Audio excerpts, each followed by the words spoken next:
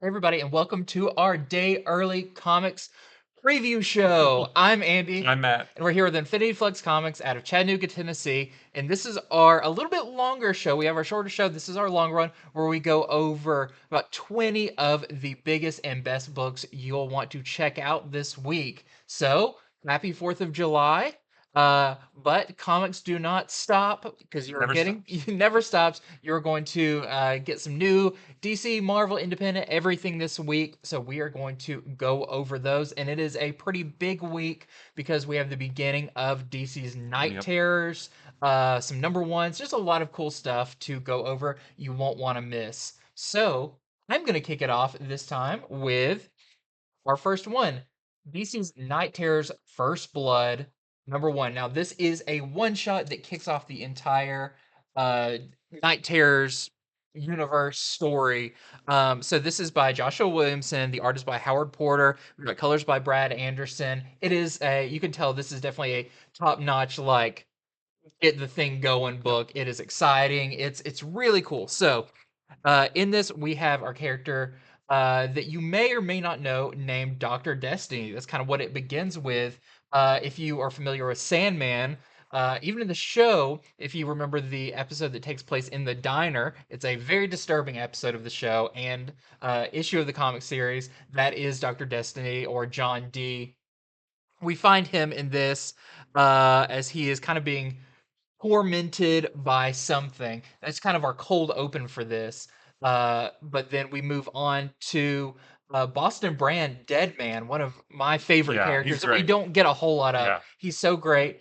I like sometimes we get Dead Man and things, and it's weird. Can people see him? Can they not see them? They've They kind of can't, right? they Yeah. can't. They've played with it back and forth though. Of can you hear him? Some characters can. In this, you can't interact with Deadman unless he is possessing Yeah. somebody. And I feel like that's where a lot of his fun Yeah, comes from. absolutely. Yeah. So, Because he narrates a lot of this thing, yes, and he's like doing his own investigation while the characters are there, yeah, but they don't know that he's there. At least not at first. yeah. And so he recognizes some weird presence, almost like a haunting around Superman and Wonder Woman, and eventually Batman. Now, what is that? Well, they are going to investigate a weird call they got from the Hall of Justice where a dead body has turned up, and it is the dead body of Dr. Destiny. Now, that's not a spoiler because there's a lot to Yeah. this. There's a lot of twists and turns, but this sets up something that is going on as characters start to fall asleep, essentially, all across the world. Like instantly, not just because like they're tired at the end of the Yeah, day, like they all just boof, just fall asleep. yeah, yeah. So, it's hard to talk about this without giving away like the big stuff. It was told this solicitations there's a new villain called Insomnia. Yep. He's kind of the one behind this, and he is seeking something that belonged to Dr. Destiny. But where is that? You'll have to read it to find out. But essentially, this kicks off the mini series of two issue miniseries of different characters and them going into their worst nightmares as they are asleep. There's some other stuff going on, like maybe some characters don't fall asleep. You'll have to see how that happens. A lot of really fun stuff. And I read this, but you read this too because we were both Yeah. reading Yeah. some Night Terrors books this week. So, what did you think about this? I thought it was fantastic. Like I thought it was even better than I thought it was going to be. Mm. There's like we talked about last week. There's this is there's elements of horror Yeah, throughout this whole thing, but there's also elements of a mystery, like a who done it, that yeah, kind of thing. It's just really interesting to see as these heroes go into their nightmare realms, and that's what the miniseries explore. What do they see? How do yeah. they deal with it? How do they get out? That kind of thing. And like you said, while they're in there, what are other characters doing Mm, that maybe aren't asleep? Um, uh, Dr. Destiny or I guess Insomnia, mhm. he's looking for something. Where is it? What's he gonna do with it? A lot of questions that we don't know yet because it's right at the beginning. But I just think it's a really cool sounding event. Like I just want to see what everybody faces when they're in their nightmares. Yeah, and so a lot of our show is about information. Some of the biggest information I could give you is you don't have to read all of the miniseries. Definitely not. And the Uh, miniseries do not intersect with each other at no, all, and probably most of them won't influence the main story either. It's just showing you this is what this character is experiencing. This is what this character, but they don't intersect at all. I feel like you can read. I definitely say if you want to read any of them, you should read the First Blood and then read The main. the whichever books you want to read after that, just to know how does this all start. Yeah, because it all starts right here. This is the book you want to get if you want to start the whole thing. And then there's going to be a 4-issue Night Terrors Yeah. main series, and that's where the main stuff happens. And then outside of that is things like the other 2-issue miniseries that we'll talk more about in a So little if bit. you wanted to read the whole thing, you can essentially get by with only a few books. Yep. You don't have to read them all. I feel like you're going to read this one and be like, I want to know what that character's doing. I want to know what that Right. character's doing. Then you can follow them into their Yeah. respective titles. But I feel like a lot of people had questions about this. You do not have to read it all. Definitely. If you want to read this story, you can read this one, read the what did you say, 4-issue Yeah, miniseries? it's a 4-issue of the main story, Yeah, and it's just called Night Terrors 1, 2, 3, 4. right. So you can read those and get out Nothing else. clean on the Yep. other side Hmm. without reading anything else. Or if you want to try some of the other ones, you can do that as well. Yep. But that is what we're here to let you know about these things. And it does come with both of our recommendation as Yes. a really fun kind of summer event without feeling like, oh, it's another crisis level Yeah. event type thing. Yeah, because this never even in the solicitations and even reading the book, like nothing seems like they're setting anything up to change the universe. It's not one Yeah, of those where the DC universe will never. It's nothing like that. right. It's just here's a story with a bad guy and putting everybody in their nightmares. And what is that? What do they do? Yeah, That's fun, it. just a fun story. Yeah. So we do have some variants for this. We have this very creepy Matina cover. I guess it's Zatanna on the cover. It's kind of hard to tell who's being, yeah, she's got the bow Yeah. tie, who's being taken over by it. We have this Jay Lee variant. You see, maybe someone who a dead man possesses. We have this blank cover to draw your worst nightmares.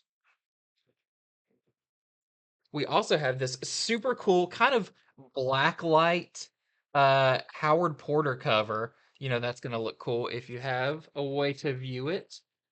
We also have a 1 in 25 Frederici variant with Harley on it that we're selling for $15. It's a really nice, creepy cover with spiders for arachnophobics out there, arachnophobiacs. We also have this 1 in 50 Edgecur variant that we're selling for $25. And one thing to mention too, real quick, is all of the main DC books are on pause Yeah. until September. So you're not going to get Superman #6 this week. You're not going to get Green Arrow #4 or Green Lantern #3 or anything that you're reading sequentially. All of the main books have just like paused. They're not done, but they just Hmm. paused. July and August are all about Night Terrors. And then in September, everything resumes and picks up where it left Right. off in June. So you're also not going to be doubling up. You're not going to be buying Right. Superman and Superman Night Right. Terrors. Right. It's essentially going to it's taking the place of those for a couple months. So it's not like I'm going to be spending more money. Yeah, definitely not. Yeah, because it's the same number of books for the most part as there would be if there weren't an event. So yeah, definitely not doubling up.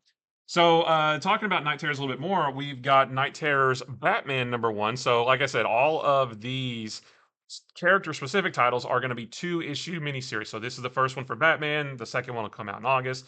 So this book tells us what Batman is doing while he is in his nightmare realm. The cool thing about this book, well, first I'll say this is written by Joshua Williamson, who is sort of helming the entire thing, and Yeah. he's actually who wrote Night Terrors, First Blood. He's actually writing the main series, so he's also writing Batman. The art is by Gilliam March, who I really like. The artist book is really good, but the book opens for a few years ago. We see Batman in his Batcave, and he's training for how to deal with his own nightmares in case in case this kind of attack ever happens, because Batman prepares for everything.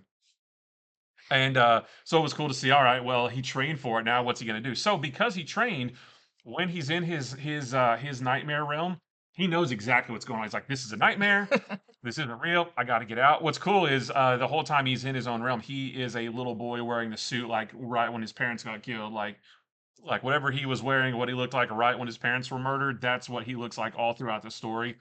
Um, we do see the main villain Insomnia pops up in his nightmare realm because he's, like we said, Insomnia is looking for something, and he's bouncing in and out of all these different nightmare realms to try to find it. Um,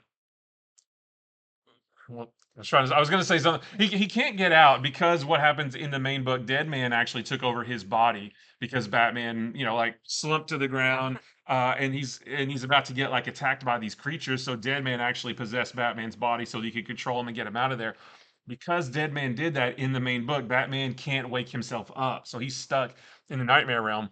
But he's able to handle everything that that gets thrown at him until this really kind of weird scene where he barfs up this creature that is a big bat with a gun for a face. And essentially what Insomnia tells him is that is the embodiment of the the symbol of a nightmare that he became when he chose to be Batman. He said, when you chose to be Batman, you chose to be a symbol of nightmares.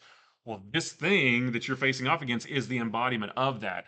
So he has to deal with that. And he eventually determines he needs to go even deeper into his nightmare realm to wake himself up, to figure out what's going on. There's some really cool, he kind of like changes his appearance at one point and does that, which is really neat. So, Batman always knowing what's going on, always prepared for everything. He's prepared for this, but it's not going to be so easy for him anyway. There's also a backup story in this where Damien, who is awake, he doesn't fall asleep.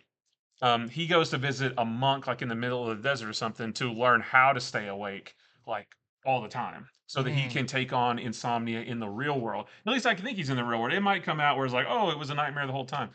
But so Damien is doing a little thing on the side too to try to save everybody. But yeah, really cool. I do recommend, like we said, you don't have to buy everything, but the Batman one was pretty good. So I like that too. So we've got our A cover here. We have our really cool B cover by Matina, and Superman and Wonder Woman have similar covers like these on their books. We have this Jay Lee cover. That's the thing right there. That's the thing that he barfs up, and it looks like that in the book too, and it's kind of gross. We have our Dustin Nguyen uh, variant there, and then we have a couple of incentives. This is the let me grab this one. This is the 1 in 25 by Kale New. We're selling this one for $15. And then we have our 1 in 50 by my favorite Dan Mora. Kind of a concept Yeah, and variant. that's what he looks like in the book, when he's in his nightmare room, and we are selling that one for $25. Okay, next up, it's not all Night Terrors this week because Definitely we have right. a new Dark Horse book, Barnstormers. So this is really cool. This is by Scott Snyder. The art is by Tula Lotay. That's also who did the cover, and that's what your interior art looks like. And sometimes when it's a very like artsy style, sometimes it's a little hard to follow. I actually found this very easy to follow. So this takes place in the 1920s. That's kind of how it starts out. Is it gives you a description of what barnstormers are.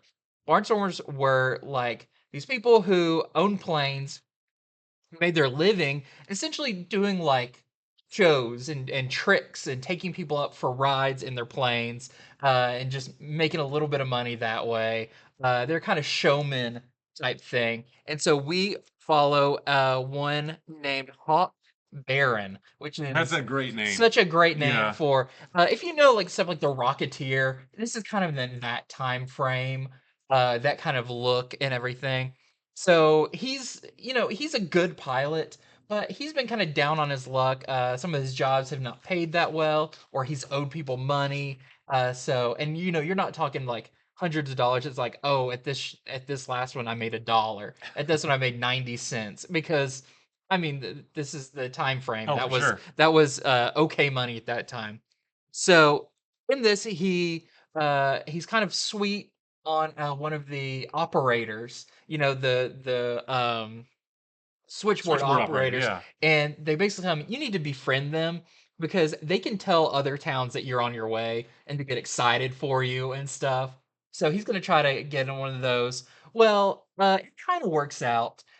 one of them tells him about a big place that she says you're gonna have a gaggle of people there. Oh, It actually talks that's a about lot of like people. how many people is a gaggle. He's like, "Oh, it has to be like more than 5, 10, maybe 15 people is a gaggle." Um, but he goes to perform in this place and he can't find it at first. He's looking around, but then he spots, oh, there's a huge crowd there. He's excited. I'm gonna put on a show for him. So he's gonna do some death-defying tricks as they're all cheering. But something bad happens, ends up crashing his plane, and realizes this was not where he meant to be.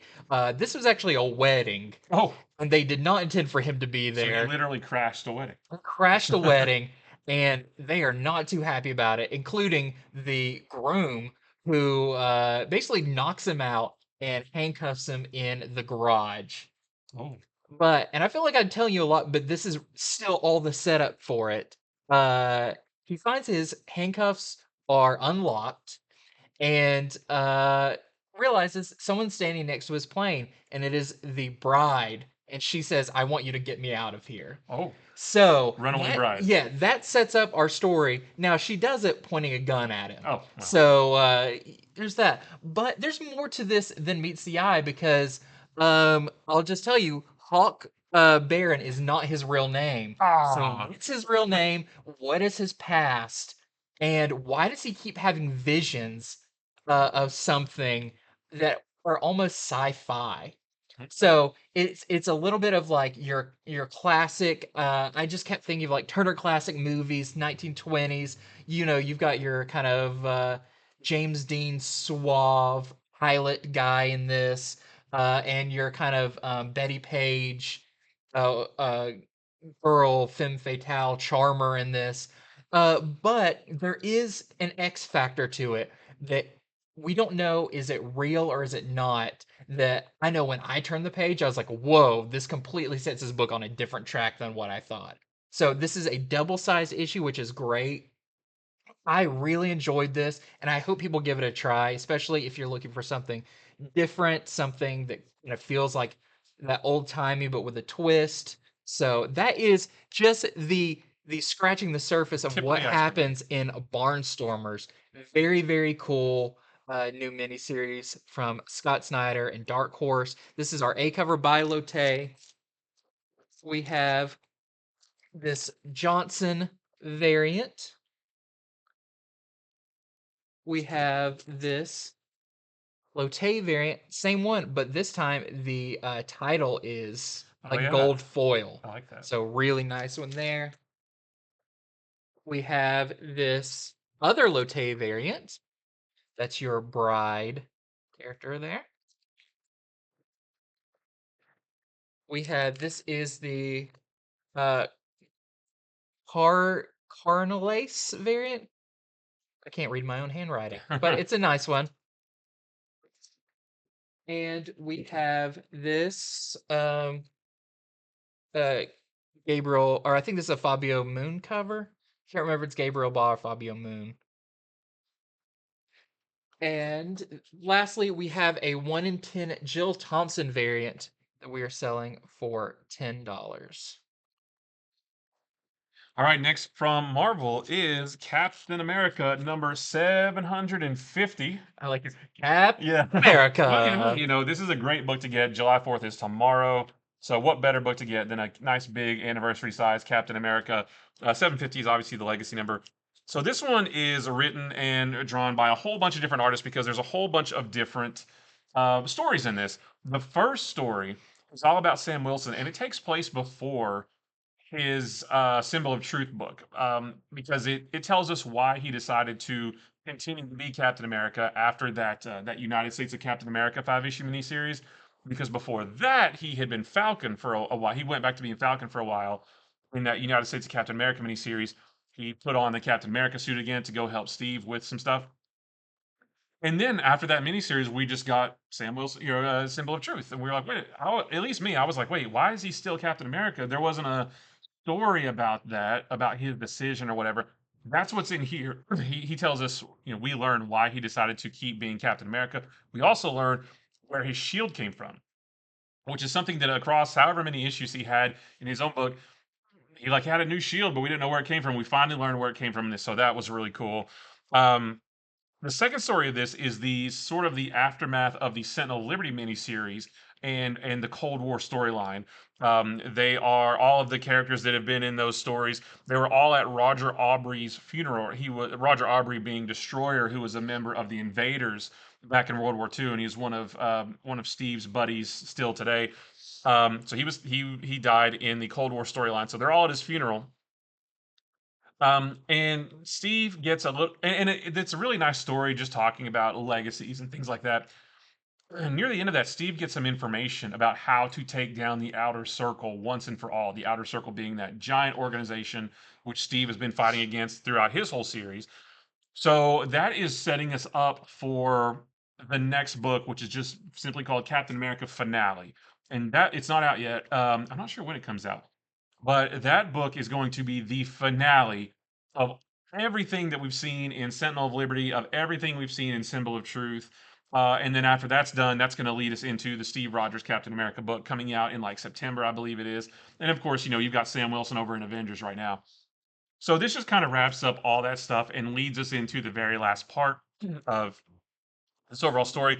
There's also another really nice story of Sam giving a speech at a local college, talking about his time as Falcon when he was in the Avengers, though, and how Mhm. he was kind of uncomfortable because, and this was actually happened in the books too.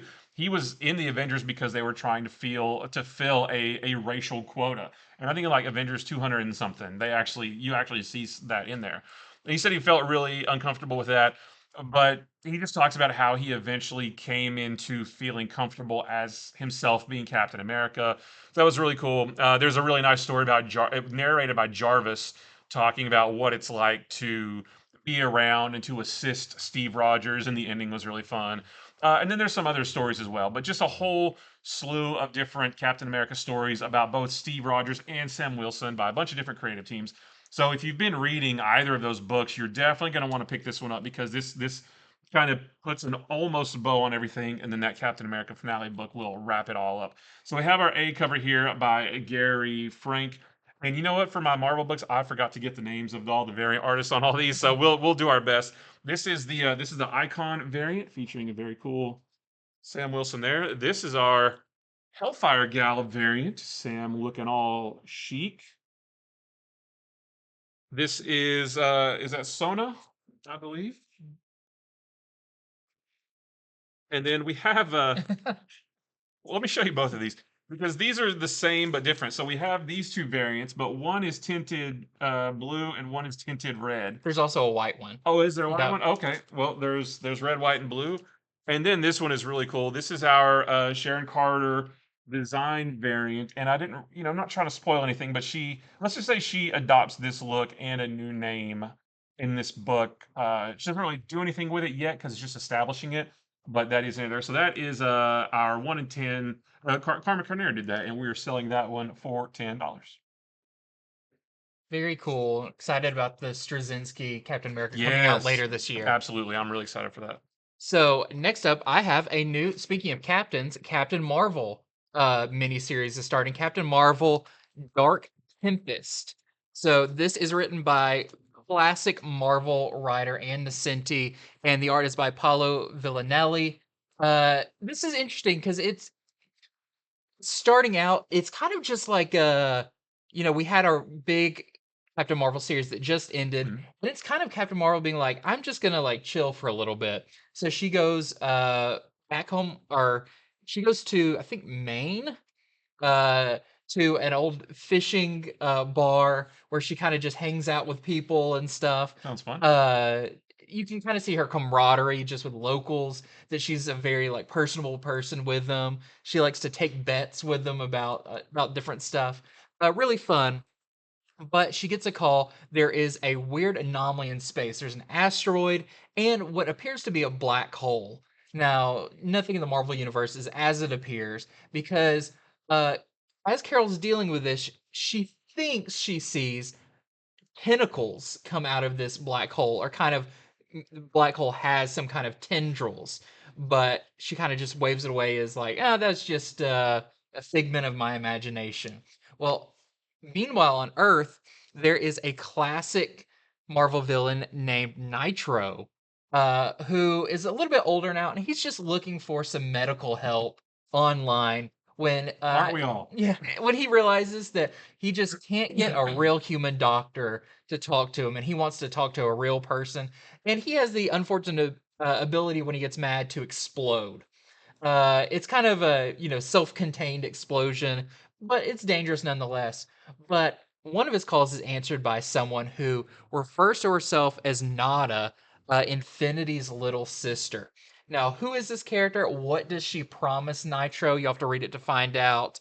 But it turns out they both have a strong disliking of Captain Marvel. And you can see that's going to be part of the story as well. So very interesting beginning to this. It's definitely setup issue for what's to come, but it's nice to see Carol for a lot of it just be Carol and how she interacts with people. Very very cool. So very interested to see where this one goes. Captain Marvel, Dark Tempest. We also have this really nice variant as well.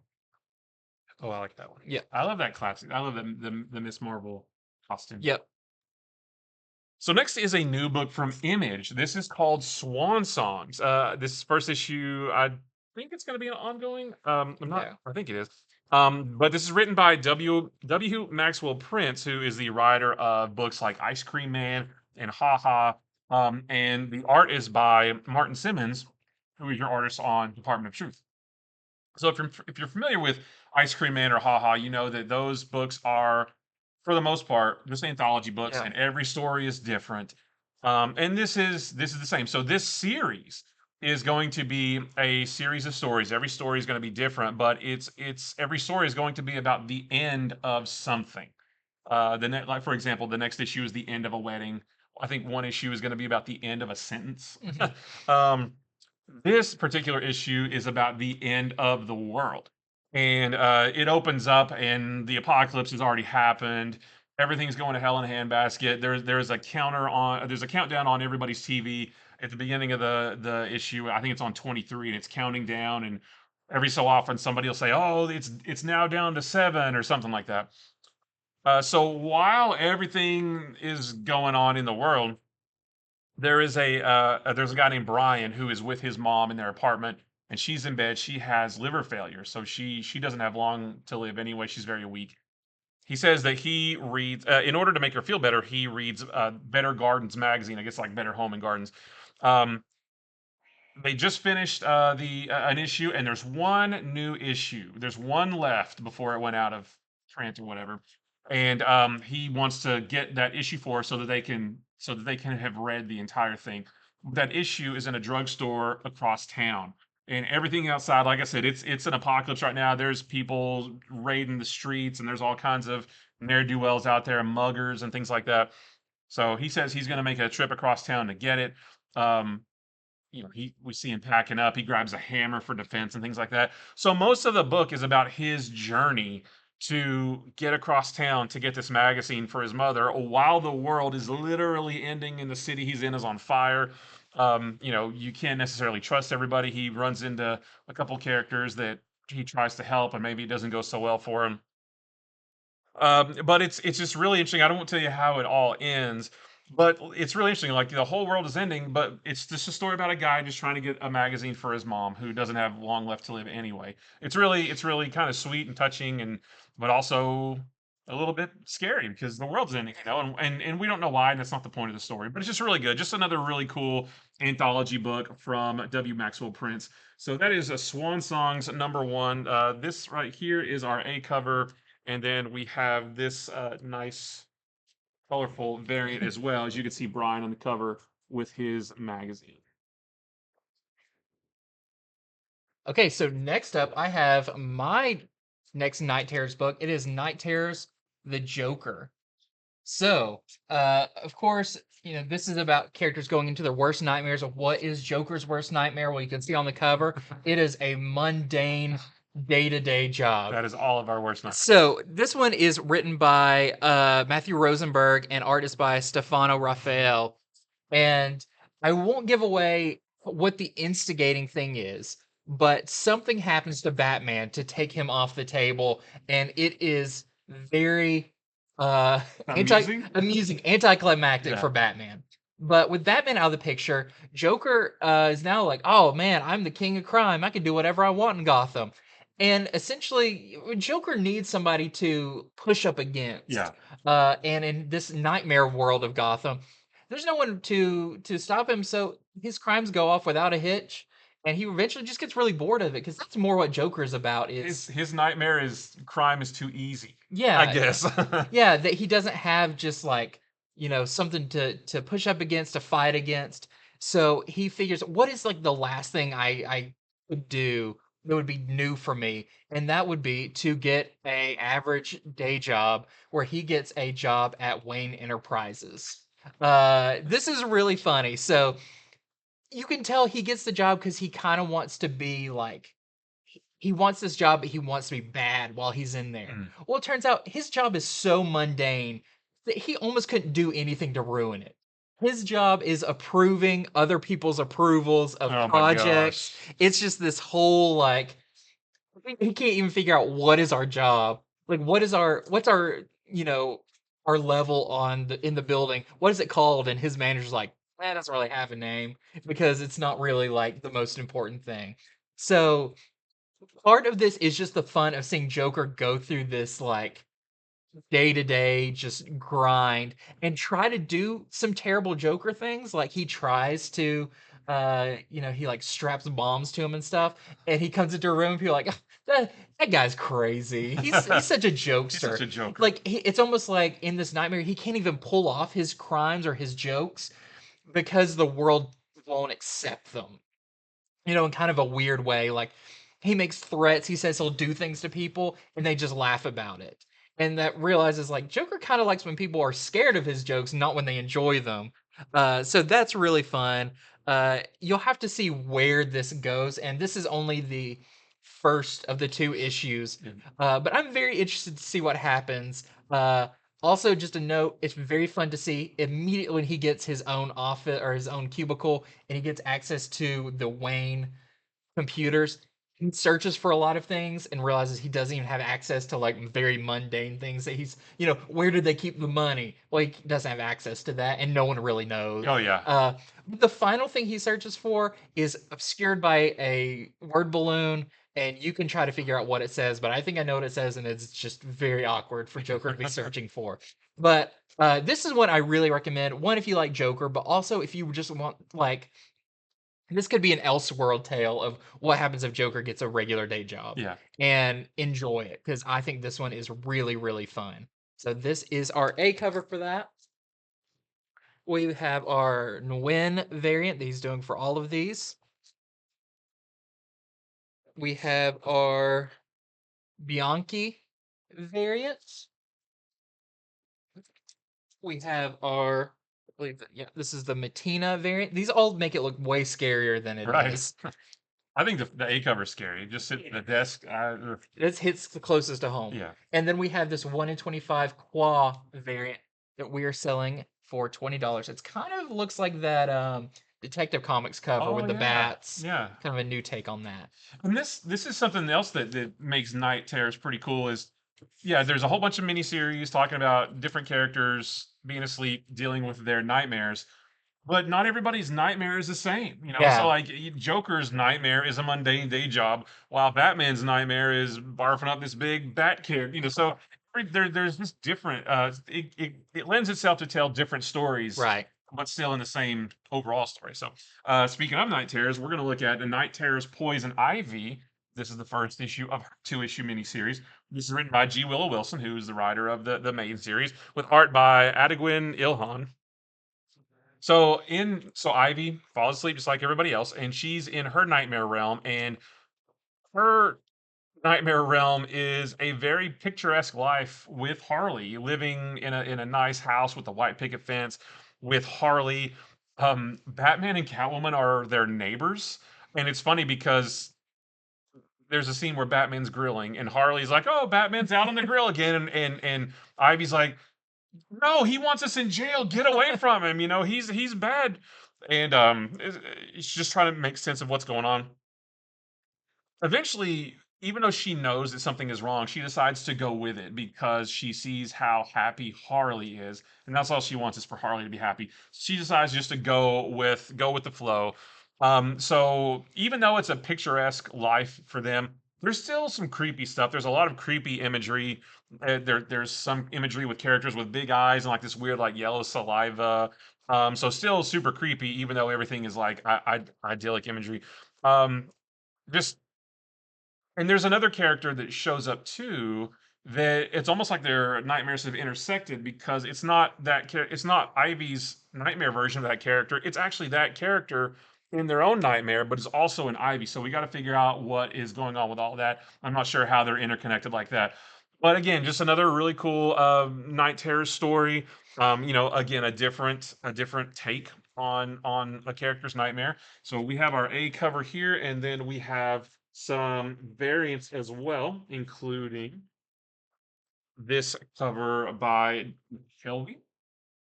And that kind of gives you an idea of, oh yeah, they are living the perfect life, but picture is crooked, and maybe that means something else. We have our Dustin Nguyen variant that he is doing for all of these. This one I really like. This is our Lyrics cover. I really like that one quite a bit. And then we have our 1 in 25 Malavia variant. That's a little bit more about like what some of it looks like in the book. Everybody's, you know, a little bit creepy. We're selling that one for Little $20. too perfect. Yeah. And before we go any further, just want to remind you that you can head over to infinityflux.net where you can pre-order any comics. You can order the comics you are seeing right now, have them shipped to you, or if you're local, you can come by the store and pick them up here. Everything you pre-order, you get 10% off. We've got all the variants, all the good stuff. You don't want to miss out on that. So, next up for me, I have this book called Weird Work. So this one, weird should be like triple underlined. So this is by Jordan Thomas, and the art is by Shaky Kane. That's your cover artist there. If you're not familiar with Shaky Kane's art, it is very wild, very weird. If you read The Beef or any of his other books, you'll know what I'm talking about. This one is about a town. It's called Stellar City, and it is run basically by criminals.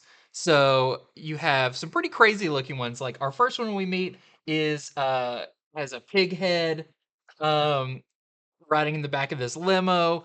But it's kind of one of those things where like there's so many mob families and stuff that they're always trying to get rid of each other.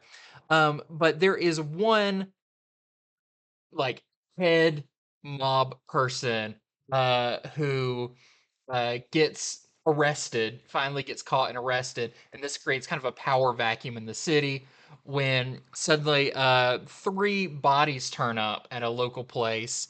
It is up to our blue skinned guy on the cover, who is Agent Sauce. And turns out one of the bodies found was his former partner who got corrupted and everything. Now, that's the setup of the story, but I feel like the real thing I gotta tell you this is how weird it is. So, What is weird work? yeah, so your characters in here is like one of cop is just like a big yellow cube. Oh, And then they may have multiple heads, multiple hands. There is aardvark people. There's a giant building that looks like Mr. Peanut. It's like so beyond weird in the characters and everything, but with this like crime story, there on the ground. You've got, like the pig-headed guy. You've got I forgot what his driver looks like, but his driver's really weird looking. It's very, very insane. There's cyclopses, there's just tons of weirdness. So if you like that kind of like it's a bright crime noir. If you like crime noir, but like the setting is bright and colorful and weird, you'll like this. So definitely a interesting one there. Weird work. We also have some variants for this one. We have this. This is, I believe, Mike. I believe this is the Mike Allred cover. You can see your pig-headed guy and this devil guy. Very, very fun. We also have this variant, which Sharing 3D glasses. they're It looks sharing like. 3D glasses. That's his new partner, the red one. And that is all the variants I have for that one. All right, so next up is the Thor Annual for this year. This is wait a minute, did I do the right one? Yeah, Thor Annual. Sorry. This one is written by Colin Kelly and Jackson Lansing with art by uh, Ibrahim Robertson. This is the first appearance of MODOK as Mythos. So instead of MODOK that stands for something, it's MYTHOS. And yes, it does stand for something, but I'll let you read the book to find out because it's actually pretty clever what they did. But essentially, what MODOK has stolen the power of the Rainbow Bridge. And it basically gives him like godlike powers. And instead of just being like a floating head, he is now a head on this big monstrous body. He has reshaped the Earth. And the way I can describe this is like in Infinity War, the movie when Thanos had the reality gem and he made nowhere look like a really nice place, but then it like everything fell away and you could see Yeah. all the fire. He kind of did that, but backwards to Earth, where it's all Earth looks like it's in a post-apocalyptic world. He has made the heroes basically non-existent. Everybody's forgotten about them. So Thor comes down and has to deal with this cosmic powered MODOK, aka Mythos, all by himself. Um, What's interesting is Thor does find Peter Parker, but Peter Parker is not Spider-Man because again, Mythos has changed reality. And Peter kind of helps Thor realize, why he is worthy of being king and how he has it within himself to take down Mythos. It's just a really cool one and done story because it's just this one story. Like it's not like it's a carryover from the other Thor series. It's this one series and you're done. The art is really good. There's some really nice action scenes in it. Also, there is a backup story in this that is a perfect lead in into the new Immortal Thor series coming out in another month or two, written by Al Ewing. I don't remember the artist's name, but it's that team on Immortal Thor is doing this backup story, and it kind of tells us why Thor is back in his classic outfit. There's something with Mjolnir in there that I will let you read to find out. But it just kind of gives us an idea about what the story is going to look like. And in the last page, I will not tell you what's on it, but it gives us an idea about where that story might go. When I turned the page, I was like, "Oh, that's interesting. I want to know more about that." So really cool. So if you're a Thor fan, definitely get this just for that main story because it's a nice one and done. And if you are looking to get to Immortal Thor, or if you're gonna get that series, I would highly recommend this because of that preview leading into it. So this one has a few variants as well. And like I said, I forgot to get the names of some of these, but here is that. I want to say that's like our Perez cover. Yes, I believe so. Very cool there. We also have our nice Valkyrie cover. Do you know the artist on that one? Not I'm right not off. I'm not sure. And then we have our David Marquez Hellfire Gal. Hellfire Gala. It's Thor's looking all good. No shoot or no shirt, no shoes, no problem. Am I right? And then that was it. I pulled out a wrong one. So yeah, just a really cool Thor book. Well, next up for me, I have Spider-Man number 10 by Dan Slott and Mark Bagley. This one is really cool because this is our final part of the maxed out story where Electro has been superpowered and Spider-Man's spider sense has been superpowered.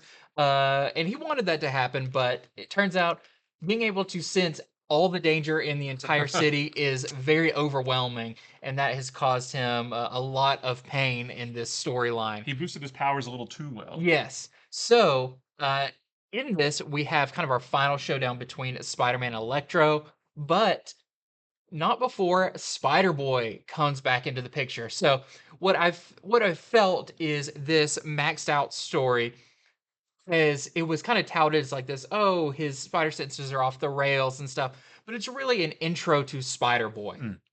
He's appeared in every issue of it, and you get a little bit more of him each time. So in this one, he actually teams up with Spider-Man to take down Electro, which is really cool because there's still abilities from Spider-Boy we don't know, and a big one is revealed in this. Like we know, he even talks in this that he does not have web shooters. Yes. That's kind of a thing, but he's really good at jumping. Yep. But he does even talk to Spider-Man this and be like, "Have I finally proven that I've earned my web shooters or whatever?" Um, but he does have a very, you know how Miles has like the electric shock The Venom touch, the Blast. Yeah. Venom Blast. Just imagine there's kind of a bonus power that Spider-Boy has, kind of like that. He's got all the normal ones, but a bonus power. Gotcha. So, uh, this since it does wrap up that story, we actually do get kind of a uh talk between Spider-Boy and Spider-Man about like, I know you don't remember who I am, but here's some information. And Spider-Man, how does he feel about this? And he basically says, I would never have a sidekick, especially one as young as you. I'd never put you in danger. But we do learn some more and maybe get some more hints about their past that I'm very excited about. But if you were following the saga of Spider Boy, this is a very important issue, especially from one of the revelations of one of his powers. And what villains is he tangled with in the past? It's very fun. Just without giving anything away, a very fun issue of Spider-Man. And we do know that in number 11, the next issue, we're going to get the full origin of Spider-Boy. So definitely get number 10 so that you can then lead into number 11 and get the whole picture Yeah. of Spider-Boy. Then we also have this really nice Hellfire Gala variant with not a Spider-Man character on it. All right, next up, we're going to stick with Marvel and we're going to talk about Doctor Strange number 5. This issue was actually really fun. I quite enjoyed this one. So in this book, let's see, and this was written by Jed McKay with art by Pasquale Ferry. Jed McKay just killing it on Avengers, Moon Knight. God, he's just fantastic. So in this book, this is possibly the first appearance of a version of Stephen Strange, but I won't say more than that. But in this issue, Doctor Strange and Clea are at Clea's mother's wedding. Her mother, Umar, is getting married to Taboro, who is the Sorcerer Supreme of the Sixth Dimension. And so they have to go to their wedding, and they kind of don't really want to do that, because Clea and her mother have a very strained relationship. Um, Umar does tell Clea that she's marrying Taboro to form an alliance between their families because Umar and Taboro are the only two surviving members of the 5 characters who are responsible for Doctor Strange's death last year. Three of the other 3 have been taken out, so they're the only 2 left. So Umar says that a marriage in their culture, if you will, a marriage symbolizes a really strong bond and a really strong alliance. So that's why they're getting married. She also tells Clea that they are going to have an heir. Clea is going to be a sister essentially, but they show that the baby is being grown in this magical womb. She's like, "Oh no, I'll never have another baby come from my body physically. This is how it's going to happen instead." So that's really cool. The wedding is officiated by a character that you wouldn't expect. I don't want to say who it was. When I turned the page, I was like, "Oh, that's pretty interesting." So there is a character that you do know officiating that. So just a really fun book. And there's some action too. The wedding gets invaded, and Doctor Strange and Clea have to kind of fend it off. Just really, really, and then there's some funny stuff. There's some funny imagery with the Eye of Agamotto floating around, looking at stuff. It was really cool. Um, and what one thing I want to talk about too is the at the very end of the book, or like the last page says, next issue, blah blah blah. The next issue is going to tell us about a 5,000-year battle that Doctor Strange fought in, called the War of the Seven Spheres. And that is going to tell us where this other version of of Stephen Strange comes from. So I was really intrigued by that. I was like, I want to know more about that right now. So a really, really solid issue of Doctor Strange. It was really fun and good action. I really like these characters. So we have our A cover here by Alex Ross, and then we have our Hellfire I Gala. think that's destined to win. Okay, with Scarlet Witch, who is not in this book. Sir, not appearing in this film. Right. Okay, next up, I have my last Night Terrors book for the week. This is Night Terrors Ravager. So, Ravager, Rose Wilson, is the daughter of Deathstroke. So, what is hers about? I think it's interesting that she's getting her own because she hasn't really been in the spotlight too much lately. Although she Right. is a member of the new Stormwatch Stormwatch. team. Yeah. So this is written by Ed Brisson with art by Dexter Soy. And in her nightmare realm, it picks up right in her nightmare realm. Rose Wilson is a young girl, and she is being kind of like stalked around her home by some monsters that we later learn she refers to as Murder Man and the Slaughter Squadron, which I mean already sounds like its own book right Right. there. I would Um, read that. but as she's trying to hide from this, outside Ravager, like adult Rose Wilson in her costume, wakes up and goes in there to try to save a young version of herself. Now, this is where it gets weird, where she meets herself and tries to figure out, is this really me or is it not? Who are these people hunting you? And no stretch of the imagination to learn that one of them is her father, Slade Wilson, Deathstroke. So very cool issue there. And I feel like actually has a little bit more lore to it than some of the other Night Terror stuff because it actually sounds like some of the nightmare creatures uh, are finding ways of escaping into the real world. And one of those is Murder Man, the nightmare version of Deathstroke. So you'll have to read it to find out what happens. And there is another issue of this one coming. So I really thought this one was really, really cool. So if you like those characters, you like Deathstroke and Ravager, check out this one. We've got some variants as well. This is our Matina variant. We have our, this one's really cool. This is the Mesafara Like variant. her helmet got stuck and pulled the skin off. Yes, That's very creepy. We have our Destined to Win as well. All right, so next from Marvel is Edge of Spider-Verse #4, just continuing this mini series. Oh, no. Question.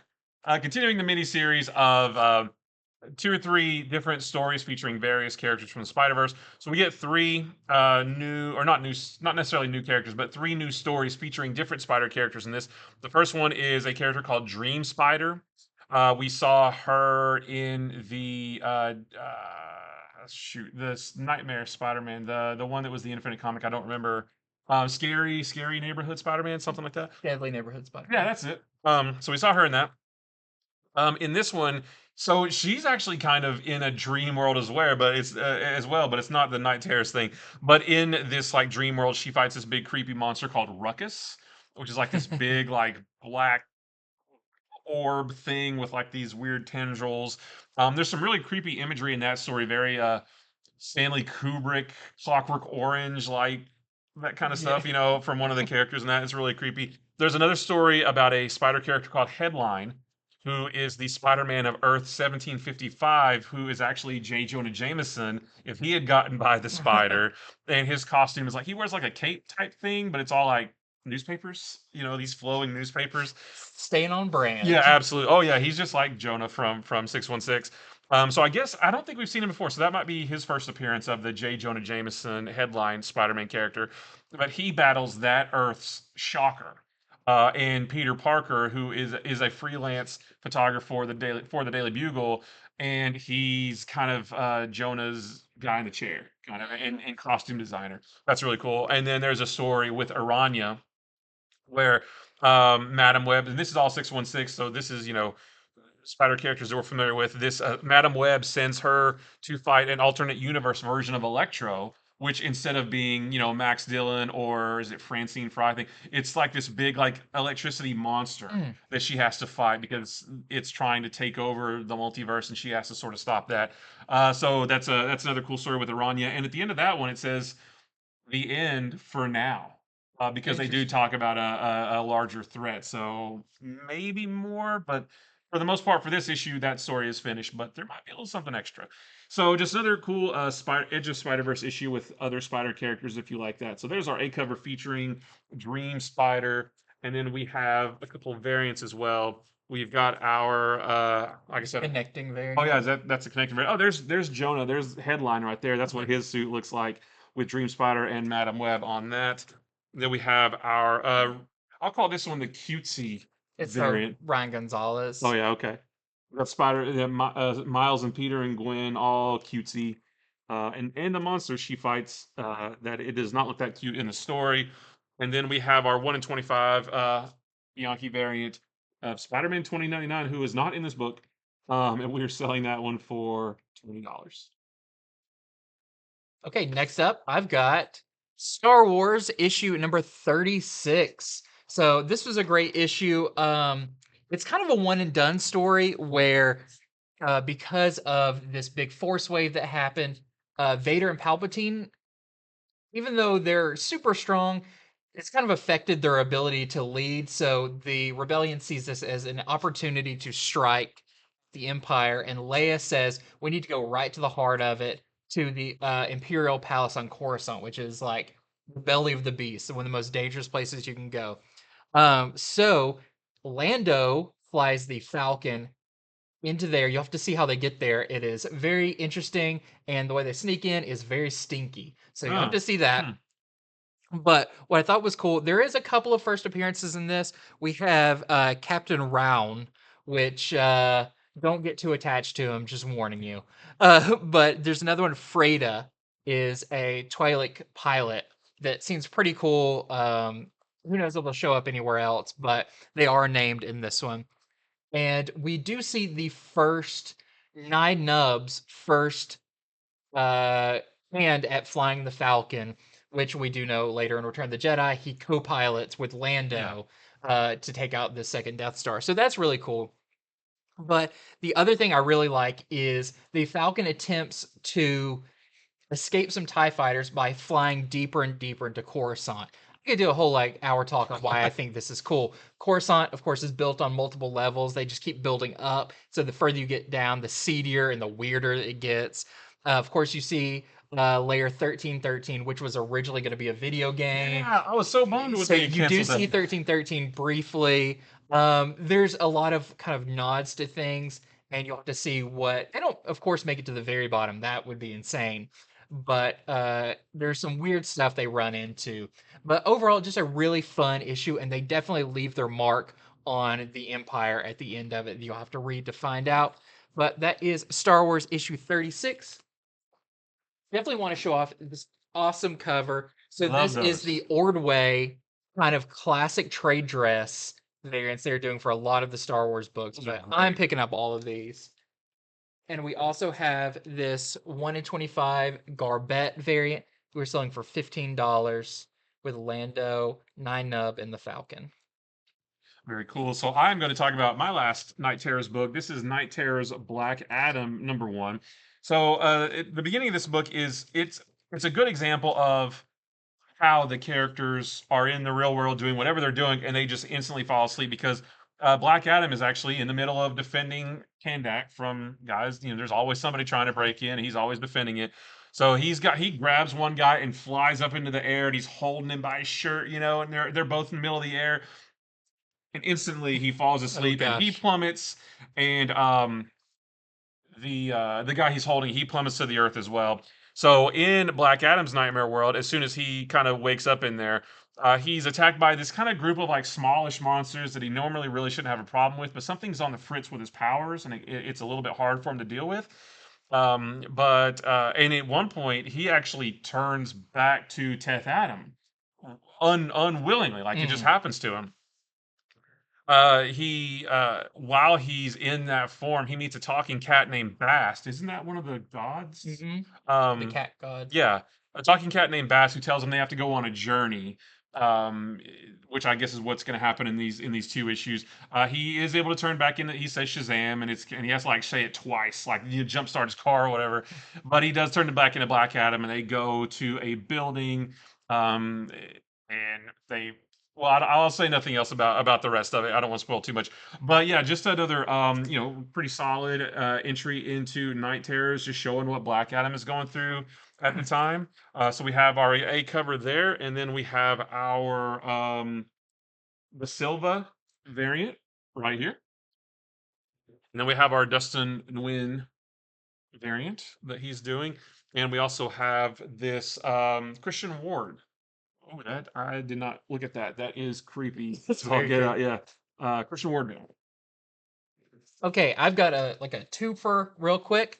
I've got X-Men number 24, and this is before the fall X-Men the Sinister 4. So just real quick, kind of summon these two up. Uh Especially the X-Men book, Cable, the kind of teenage Cable, comes back through time. He does the body slide times one Oh, I love that. type thing. He comes back because he knows something is about to go down at the Hellfire Gala.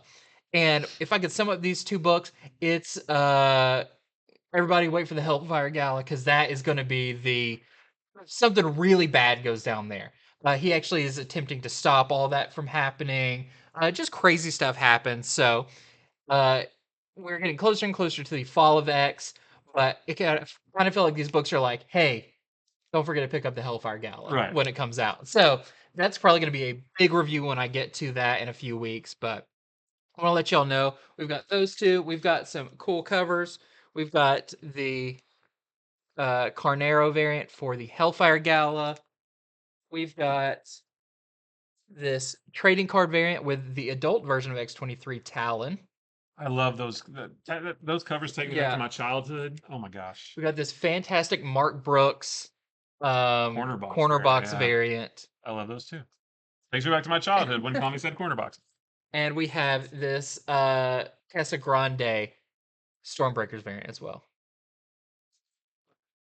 All right, so next is from Marvel Extreme Venomverse number 4. This is continuing just like the Edge of Spider, or yeah, Edge of Spider-Verse. This is continuing a story of multiple stories of different Venoms in different realities. The first one is by Peach Momoko. Does the writing and the artwork. And that story has no dialogue, which is pretty Interesting. interesting. And I guess it's Earth. It's at the beginning you see like this drop of symbiote land on a flower in a world that's lush, full of plant life, but there's also like fairies and butterflies and things. And we see the symbiote land on one flower and corrupt it. A little fairy flies by and looks at it, and it gets the fairy, and then a butterfly flies by and it gets the. And as it's getting all these things, it grows and grows and grows to the point where it wipes out all life and it kind of looks back and sees what it's done and is pretty horrified. So it's kind of an interesting, like I said, no dialogue, just a very visual image. There is a story featuring Venom Noir that takes place in 1941. Eddie Brock is a preacher in that, but he's confronted by someone who has found out that he's using church donations to for gambling, for booze, for women. In his desperation, he calls, he's a preacher, so he says a prayer, please help me through this. And he finds on the floor in one of his confession booths, don't really know how it got there, but he finds the symbiote. And so it turns him into Venom. He goes and exacts his revenge on the guy who was going to out him for all these bad deeds that he was doing. And then the last story is fun. It features this character right here. Her name is Necroco. This is written by Alyssa Wong. So this one is very reminiscent of Sailor Moon or like Magical Girl anime, where it's a young girl named Ellie Ellison. She has this magical hair bow that has like the face of Venom, like the black face with the mouth, and it talks to her. These monsters. And it's cool because she has a crush on a girl named Parker Piper, who is, like Yep. that version of Peter Parker. Monsters attack their school, and she gets the hair bow, and she does this like, magical girl transformation, and turns into Necroco, and she uses her. It's on the cover here. Yeah, she uses her hair bow as kind of like a magical whip and defeats the monsters, and she saves Parker Piper, who takes her picture. And something else cool happens with that character that they don't really delve into, but maybe later, I'm not sure. But just a really fun. I really liked the last story, and it's the best. It was the most fun. It was real colorful, things like that. But so we have our A cover here featuring all the characters. And then we have a couple of variants as well. One of these is Peach Momoko, who did the first cover of Venom Bloom, and that's kind of what it looks like in the comic there. And then we have our Ken Lashley um, Venom Noir variant as well. Very cool. And my last one is Star Wars Yoda number 9. So the penultimate issue of Yoda. This one sees continues the or wraps up the story of Yoda and Anakin trying to take down the Mega Droids, which are a thing the Separatists are trying to build. And in this, to defeat a Mega Droid, Yoda climbs inside of it. Their lightsabers can't penetrate it from the outside, but he finds a way inside of it. But as he's defeating it, it flies into space. And even if Yoda defeats it, he is trapped in space with the cold, the no oxygen. How is Yoda going to get out of this one? Of course, you know he does, but it's interesting to see how. Plus, we find out who the mysterious Force Ghost is in the kind of bookend stories that's been going on that Yoda's been talking to on Dagobah. So, very excited to see this one wrapped up. It's been a really great kind of maxi series, and we've got some cool variants for this. Here is this one. I believe this is, I can't remember who did this one, but Edward Delgado does the colors, which are very nice. And then we have this 1 in 25 Barbette variant that we're selling for $30. And then I think the last one, right? Yep, Venom. Yeah, the last one. Venom number 22, right here, featuring Bedlam on the cover, who is not in this issue. So this issue is all about. I mean, this issue is basically one big fight between Dylan Brock, Venom, and Flexo, who was in the Free Comic Book Day, kind of a symbiote robot kind of thing. So the whole issue is just them fighting. Although there is a cool scene where Venom he needs to get into the building where Flexo is, but it's surrounded by cops. And he's like, well, if I go down there, they're going to start shooting at me. So the symbiote changes to look like a big hulking Iron Man armor. And he jumps down. He's like, hey, it's me, Tony Stark. I'm going to get in here and deal with that. That's just there's not a whole lot to tell about this book. It is just a big knockdown, drag out fight. Although at the very end, there is an appearance of a character whom I love, but I won't tell you who it is. But when I saw that, I was like, oh, I want to know why that character's there and what they plan on doing. So just another continuing storyline, continuing the saga of Venom and Eddie and Dylan Brock. Our A covers right here. We have our Ryan Stegman, the other variant.